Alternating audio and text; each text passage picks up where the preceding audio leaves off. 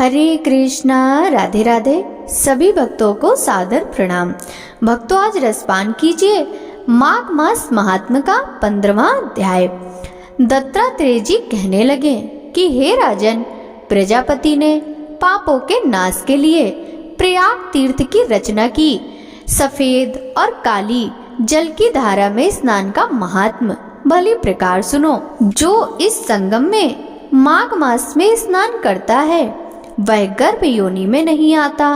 भगवान विष्णु की दुर्गम माया माघ में प्रयाग तीर्थ पर सब नष्ट कर देती है। माघ मास में प्रयाग में स्नान करने से मनुष्य अच्छे भोगों को भोगकर ब्रह्म को प्राप्त होता है।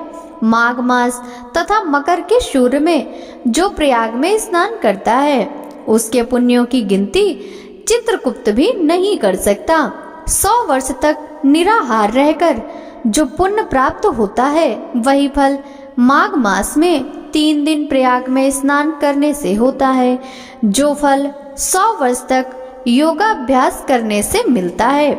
जैसे सर्प पुरानी केचुली को छोड़कर नया रूप ग्रहण करता है, वैसे ही माघ मास में स्नान करने से मनुष्य पापों को छोड़कर स्वर्ग को प्राप्त होता है। परंतु गंगा यमुना के संगम में स्नान करने से हजारों गुना फल मिलता है।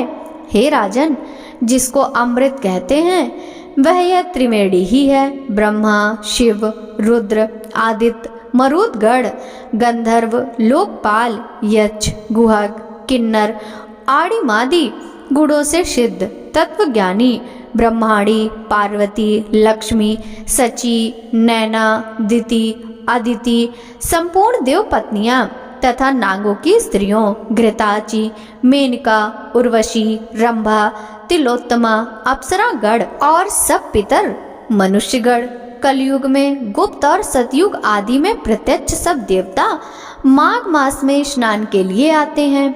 इन दिनों माघ मास में प्रयाग में स्नान करने से जो फल मिलता है वह ईश्वर ही कह सकता है। मनुष्यों में कहने की शक्ति नहीं है। हजारों अश्वमेध यज्ञ करने से भी यह फल प्राप्त नहीं होता। पूर्व समय में कांचन मालिनी ने इस स्नान का फल राक्षस को दिया था और इससे वह पापी मुक्त हो गया था। भक्तों, माघ मास महात्म का 15वां अध्याय समाप्त हुआ। आपसे मिलते हैं अगले अध्याय की कथा के साथ। तब तक सभी भक्तों को हरे कृष्णा, राधे राधे, हर हर महादेव।